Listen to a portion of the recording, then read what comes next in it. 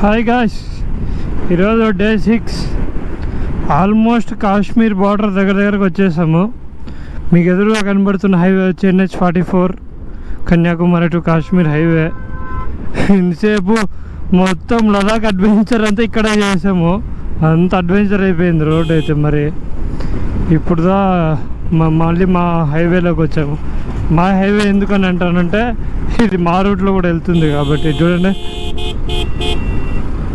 వెనక చూడడం కూడా చూడరు, గొర్రెలు చూడుతూ ఉంటారు. అటు కారు చెడ్డంగా వేస్తారు నా కొడుకులు కార్లు. అమ్మ వేసి నా కొడుకులు చూడండి, ఎదురుగా స్కూటీ వాడు.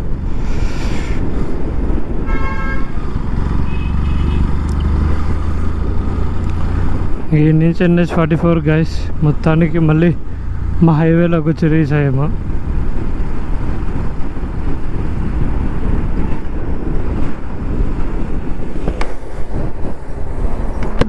చెమ్మట అయితే నమ్ముతారో లేదో 3 నిమిషాలకు ఒకసారి వైజాగ్ ఎత్తడం, మొహం తుడచడం, వేయడం, ఎత్తడం, వేయడం, తుడచడం, ఎత్తడం, తుడచడం, వేయడం, ఎత్తడం, తుడచడం, వేయడం, అట్లా అయిపోయింది పరిస్థితి. సీరియస్లీ గైస్, మరి ఇంత హ్యూమిడిటీ ఉంటుంది అనుకోలేదు. 44 డిగ్రీస్లో రైడ్ చేస్తున్నాం మేము. ఏదో 36, 40 ఉన్నా కూడా ఏదో అడ్జస్ట్ చేసుకో. 44-45 డిగ్రీస్లో డ్రైవ్ చేస్తున్నాం మేము మార్నింగ్ నుంచి. ఫ్రమ్ టిల్ మార్నింగ్, ఇప్పుడు కాదు, ఫ్రమ్ టిల్ మార్నింగ్. ఢిల్లీ నుంచి బయలుదేరినప్పటి నుంచి మేము ఇదే డిగ్రీస్తో డ్రైవ్ చేస్తూనే ఉన్నాం. మా కో రైడర్ గడికి అయితే వామిటింగ్ వచ్చేసింది వేడికి తట్టుకోలేక.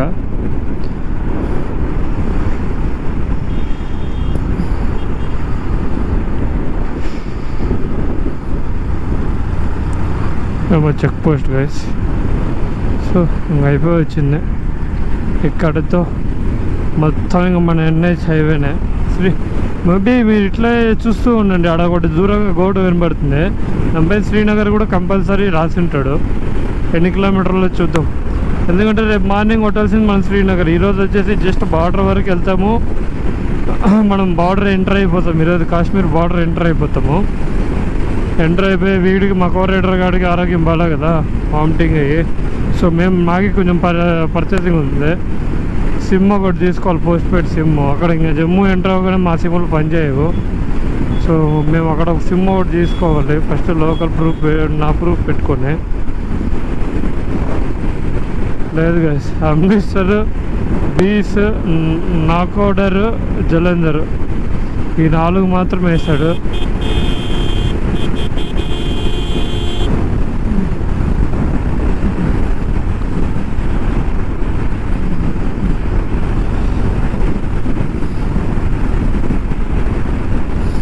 అక్కడ 2 రైడర్స్ ఉన్నారు. కొంపదీసి మేబీ వాళ్ళు కూడా లదాఖే ఉండొచ్చు, చెప్పేయలేదు. ఇంతసేపు అయితే కానీ నమ్ముతారో లేదో, మొబైల్ హీట్లు ఎక్కిపోయి ఆల్మోస్ట్ పేలిపోయే పరిస్థితికి వచ్చేసాయి మొబైల్స్ అయితే. ఇప్పుడైతే అంత హీట్ ఉంది కదా.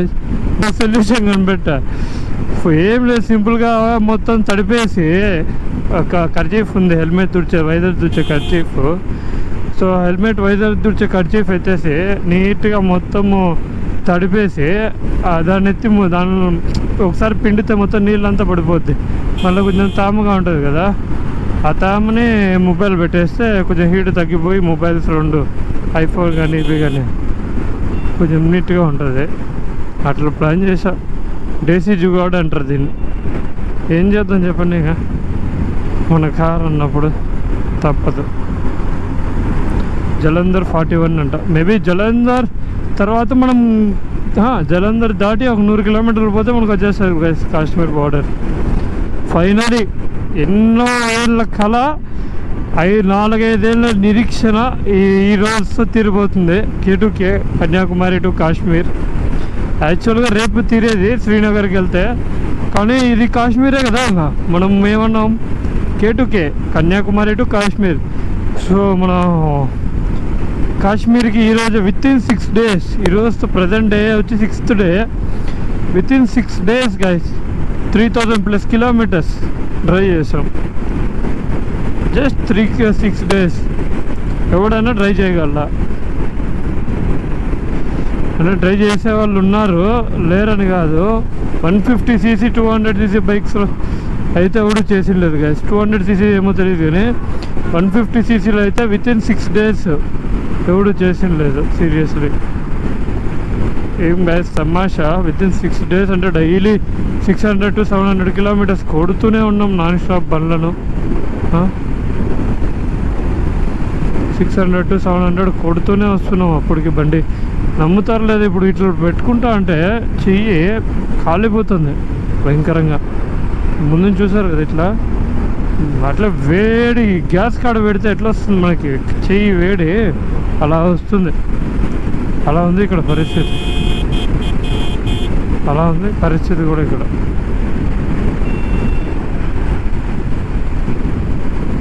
వాళ్ళు సీరియస్గా కాసి ఈ పక్కున్న వాళ్ళు ఎండకుంటే సీరియస్లీ మా కడప కూడా పనికిరాదు. కడప 40-45 degrees ఎక్కువ అంటే ఇదే కాకుండా 44-45 degrees వస్తుంది. సో చాలా ఎక్కువ ఇది మాత్రం.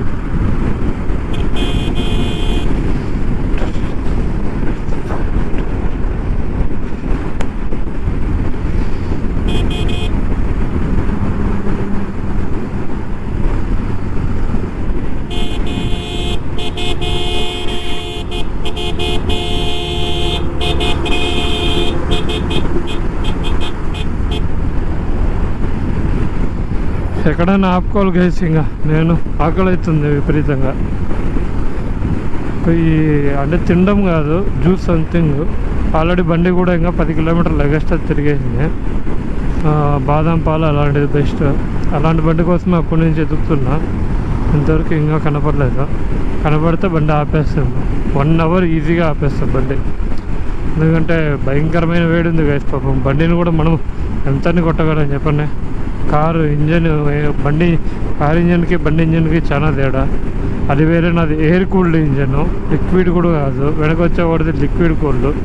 సో వాడు కొట్టేసి ఎక్కడికైనా ఇబ్బంది లేదు. నా బండి కొట్టలేదు, బండి భయంకరంగా హీట్ ఎక్కేస్తుంది. సో అందుకే నేను ఎకనామీలోనే పోతున్నా, 73లోనే ఆపేస్తా. ఎక్కడన్నా జ్యూస్ ఈసారి కనబడిందంటే కంపల్సరీ వేసేస్తాను కేసు. మంచి నీడ వచ్చేస్తే వాటర్ ఉన్నా లేకపోయినా కంపల్సరీ బండి అయితే సైడ్కి వేసేస్తాను. ఇవి ఎక్కి దిగాక ఏమన్నా ఉందేమో తెలియదు. క్రెయిన్స్ చూడండి. ఇప్పుడు కూడా వైజర్ ఎత్తడం, మళ్ళీ ఎత్తడం, ముక్కు తుడుచుకోవడం, ఏడాడు కారిపోతుంది కదా పైన నుంచి. ఒక్కసారి హెల్మెట్ తీస్తే ఏం రా, ఏమన్నా వాటర్ ప్యాకెట్ పెట్టుకున్నావు లోపల అని చెప్పి అంటారు ఎవరన్నా. వాటర్ ప్యాకెట్ పగిలిపోతే ఎట్లా కారుతూ వాటర్ ప్యాకెట్ బొక్క పెడితే ఎట్లా కారుతూ వస్తుంది, అలా కారుతూ వస్తుంది. ఎట్లయినా పంజాబ్ వాళ్ళు గైస్. ఆ బండ్లు చూడండి, ఆ కార్లు చూడండి, ఆ టైర్లు చూడండి. మా దేశంలో ఎవడు చేయలేడు గైస్. కేరళ వాళ్ళు కూడా వీళ్ళు ముందు డుబాకూరే. ఎందుకంటే ఇండియాలోనే నంబర్ 1 స్టేట్ వచ్చేసి మాడిఫైలో పంజాబ్. చూడండి, కారు కానివ్వండి, బైక్ కానివ్వండి, లారీస్ కానివ్వండి, బస్సులు అంటే కొంచెం తక్కువ వెళ్ళేది. నేను తక్కువ చూసింది, ఎక్కువ లేదు. మెయిన్ కార్లు బైకులు చెప్పండి, బైక్స్ కూడా తక్కువ, మెయిన్ కార్స్. ఇక్కడున్న పంజాబ్ సింగిల్ అన్న వాళ్ళు వచ్చి మన ఏరియా సైడ్ పెట్టుకుంటారు షాప్స్, అంటే కార్ మాడిఫై. ఏముంది, జస్ట్ మీరు కొరియర్ చేయించుకుంటారు. కొరియర్ చేయించుకునేసి మనకి అక్కడ ఐటమ్స్ తెప్పించేసి అమ్మిస్తారు. చాలా అంటే చాలా తక్కువ పడుతుంది గైస్ ఇక్కడ మాత్రం.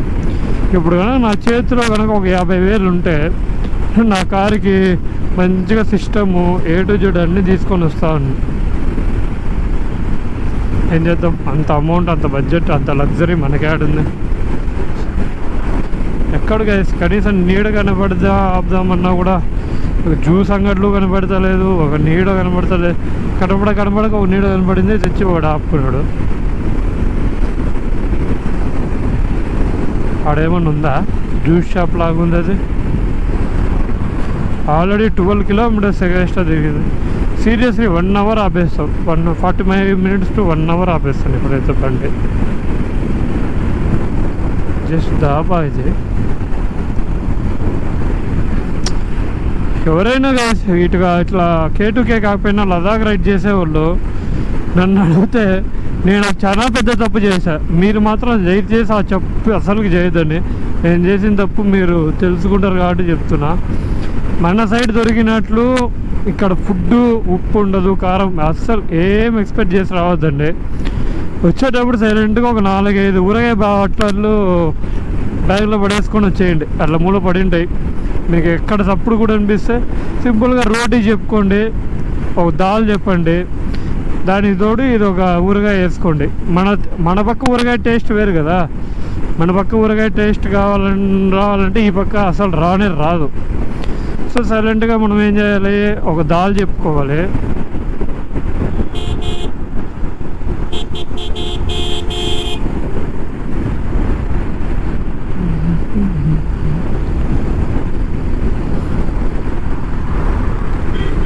ఒక దాల్ ఒకటి చెప్పుకోవాలి, ఒక రోటీస్ చెప్పుకోవాలి. దాని తర్వాత సింపుల్గా ఊరగాయ వేసుకోవాలి. దాల్ ఊరగాయ అద్దుకుంటే దాని టేస్ట్ వేరే ఉంటుంది కదా. నేను అంటుంటే నాకు నోరు ఊడిపోతుంది, కానీ చూడనే ఆ లాస్ట్ వరకు ఒక హోటల్ లేదు, ఏమీ లేదు. సో ఇంక బండి ఎక్కడ ఆపుదామని నాకు అర్థం అవడం లేదు. భయంకరంగా కొట్టాం బండి. Shri Hanumanth international public school అంట, టీ స్టాల్ అంట ఇది. ఎక్కడికి నాకు ఒక మంచి ఏరియా కనబడితే బండి ఆపేసి యోగా మ్యాట్ ఉంది, ఒక ½ అన్ అవర్ న్యాప్ వేద్దామని ఉన్నాను. అసలు ఆ పక్క చూడండి ఎంత బాగుందో. అట్లా ఈ పక్క అసలు కనబడతలేదు రోడ్ సైడ్ షాప్స్. మేబీ ఈడేమైనా కనబడచ్చేమో, ఇంక సర్వీస్ రోడ్ ఎండ్ అవుతూ వస్తుంది. అసలు అవడం లేదు పాపం. బండికైనా ఇబ్బందే, నాకైనా ఇబ్బందే, ఇద్దరం చాలా ఇబ్బందులు పడుతున్నాం.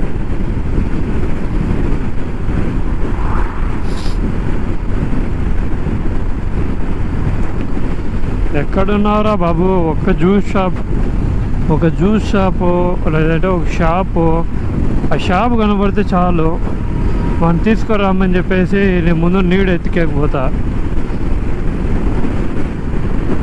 ఇప్పుడైనా కింద ఓ మై గాడ్, అనవసరంగా వచ్చా. చూడండి గైస్, అసలు లేనే లేదు. ఈజీగా 50 కిలోమీటర్స్ అట్లా వెళ్ళిపోతున్నాం. 20 కిలోమీటర్స్ ఎక్స్ట్రా అయింది ఇప్పటికే బండికి.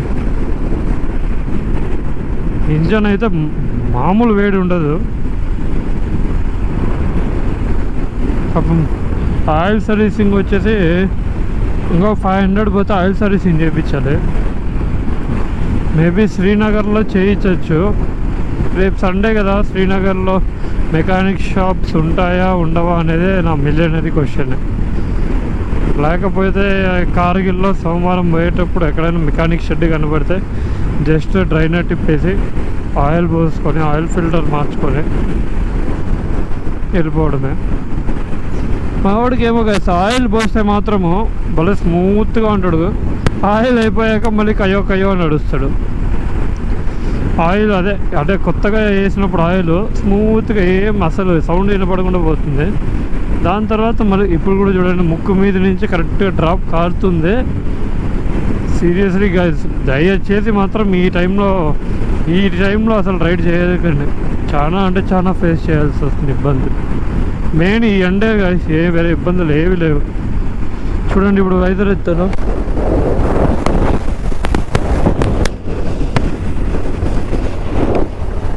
ఈ మైక్ ఒకటి ఉండదు, గాలికి ఎగిరిపోతూ ఉంటుంది.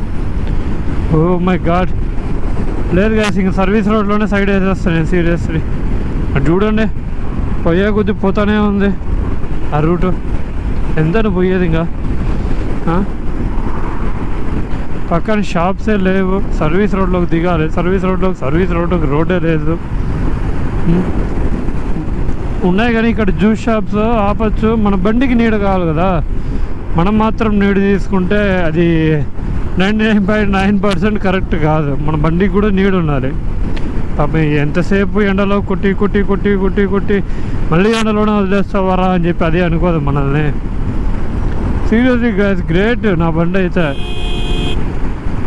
ఇంతవరకు ఒకే ఒక ప్రాబ్లం ఇచ్చిందంటే ఆ డ్రైనట్ థ్రెడ్ ఒకటి పోయింది తప్పించి కాశ్మీర్ వరకు గైస్, కన్యాకుమారి నుంచి చిన్న ప్రాబ్లం లేదు గైస్. డైలీ చైన్ స్ప్రే కొడతాను మార్నింగే, డైలీ మార్నింగ్ చైన్ స్ప్రే కొట్టుకుంటాము. చైన్ అసలు ఓ మై గాడ్, అటు చూడండి గాయస్, ఏం కాదు ఈ పంజాబ్ వాళ్ళు మరి ఇంత ఘోరంగా ఉన్నారు. వేస్తే హైవే మరి ఇంత ఫెన్సింగ్ వేయాలా చూడండి, అసలు నీడే లేదు.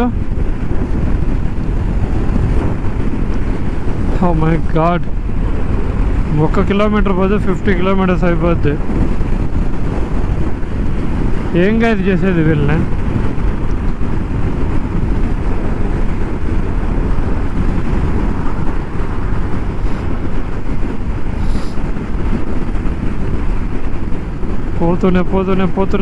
పోతూనే ఉన్నాం. కానీ హోటల్స్ మాత్రం, మంచి జ్యూస్ షాపులు మాత్రం కనబడతాయి.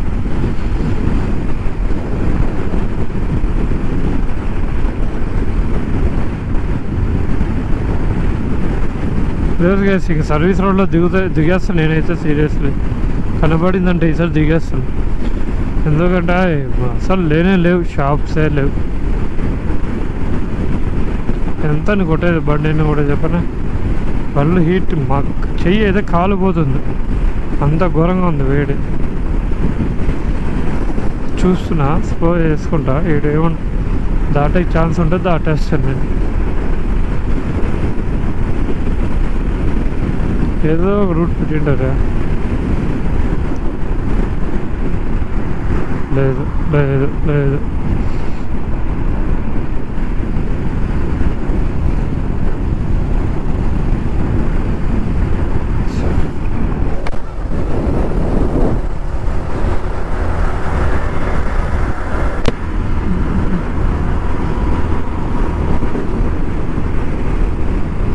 చూడండి, బస్సులో నుంచి తలకాయ బయట పెట్టి పిల్లలు చూస్తారు అన్నాడు.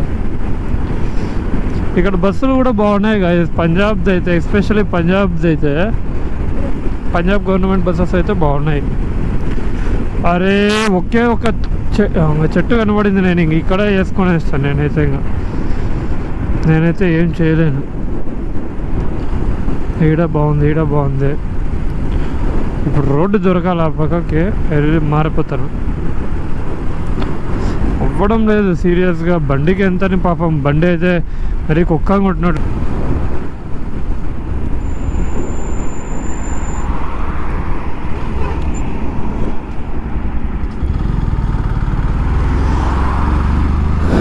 దాటే కూడా లేదు.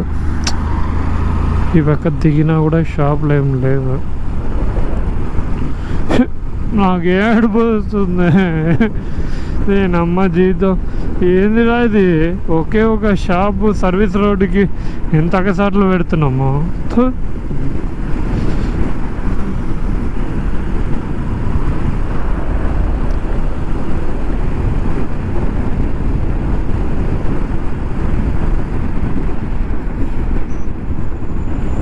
ఒకేమైనా షాప్స్ ఉంటే బండి ఆపేసి పోయేసి వస్తాను.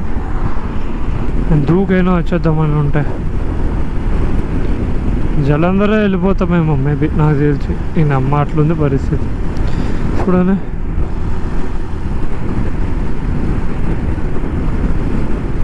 అమృత్సర్ 108 అంట. కొట్టేయచ్చు అమృత్సర్, ఇంట్లో టైం లేదు.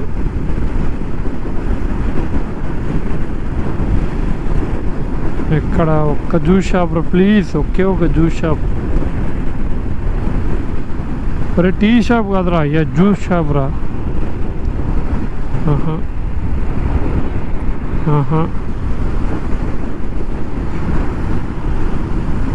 నేను దిగేసాను కదా సర్వీస్ రోడ్లో. నా వల్ల కావడం లేదు, బండికి దెబ్బ నాకి దెబ్బ అస్సలు అవ్వడం లేదు.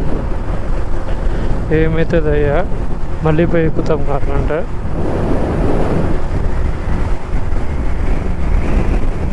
చూడండి, ఓకే నేను జ్యూస్ తాగి 1 అవర్ తర్వాత రెస్ట్ తీసుకొని మళ్ళీ స్టార్ట్ చేస్తాను హైవేకి. ఓకే.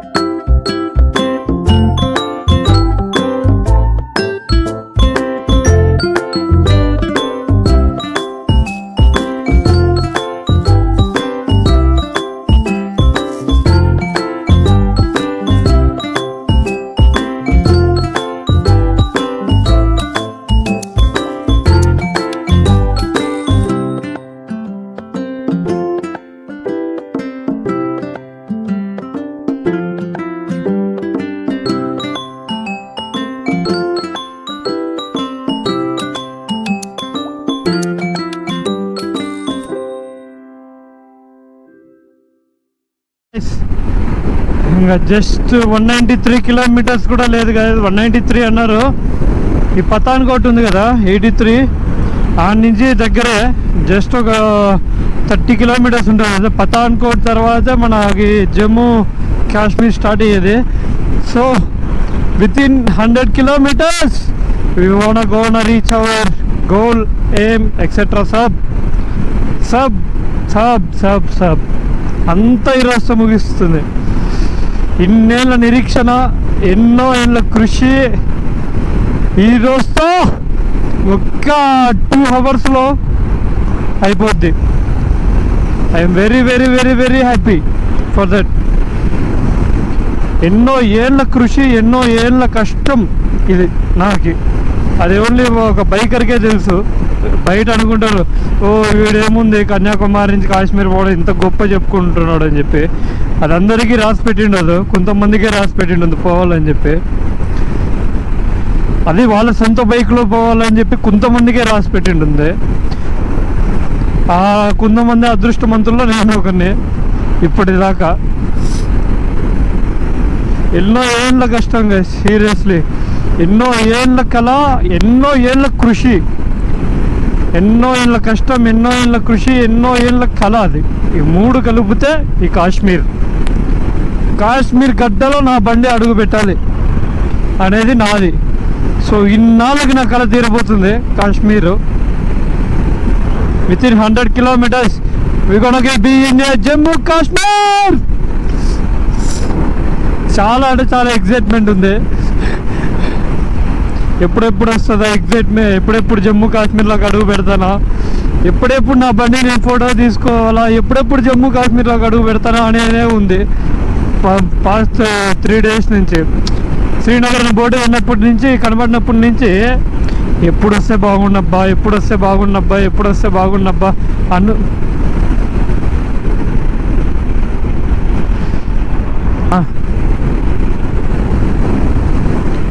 మా కోర్ రైడర్ గాడు నాకన్నా ముందు పోయి ఆడ ముందు టోల్ వస్తుందంటే టోల్ గాడు వెయిట్ చేస్తున్నాడు.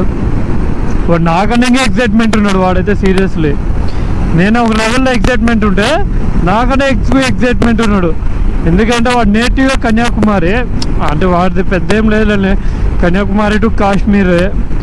మంది కుప్పం నుంచి కన్యాకుమారికి వెళ్ళి కన్యాకుమారి టు కాశ్మీర్ అనేది K బాబా అది ఇంటుంటే K2K ఆ స్లోకి చూడండి. K2K అనేది ఆ స్లోగా నువ్వు పలకరించేది చూడండి. K2K అని. K2K వేరు, K2K వేరు. సీరియస్లీ గైస్ వేరే లెవెల్లో చాలా అంటే చాలా ఎక్సైట్మెంట్తో ఉన్నా. ఎప్పుడెప్పుడు వస్తుందా జమ్మూ కాశ్మీర్, ఎప్పుడెప్పుడు వెళ్దామా అనుకోని రోజు లేదు. నేను నా లదాఖ్ రైడ్ కోసము చాలా అంటే చాలా రోజులు, చాలా సంవత్సరాల నుంచి వెయిట్ చేశా. ఎన్నో సంవత్సరాల గల ఈ రోజుకి నెరవేరబోతుంది. అది మాటల్లో ఎక్స్ప్లెయిన్ చేసేది అయితే కాదు. సో ఎవరైనా బైకర్ ఉంటే వాళ్ళే ఫీల్ అవుతారు, మిగతా ఎవరు అది ఫీల్ చేయలేరు. నార్మల్ పీపుల్స్కి అంతా ఇది పెద్ద అచీవ్మెంట్ కాకపోవచ్చు. ఒక బైకర్గా, ఒక ట్రావెలర్గా మాకైతే ఇది నా లైఫ్ టైంలో బిగ్గెస్ట్ అచీవ్మెంట్. నా లైఫ్ మొత్తానికి వన్ ఆఫ్ మై బిగ్గెస్ట్. ఇంకా దీని తర్వాత కూడా చాలా ఉన్నాయి ఇంకా చేయాల్సిన రైడ్స్. ఇంకా స్పిటి రైడ్ ఒకటి ఉంది, స్పిటి వ్యాలీ రైడ్ ఒకటి, స్పిటికి ముందు నేపాల్ రైడ్ చేయాలని చెప్పి ఉన్నాము. సో స్పిటికి ముందు నేపాల్ రైడ్ ఒకటి ఉంది. అలా అవన్నీ నాకు ఇంకా ప్రౌడ్ మూమెంట్ వచ్చే రైడ్సే. సో ఇంకా చాలా ఉన్నాయి రైడ్స్. ఎంత త్వరగా వీలైతే అంత త్వరగా వెళ్ళిపోదాము. కాశ్మీర్, జమ్మూ, కాశ్మీర్.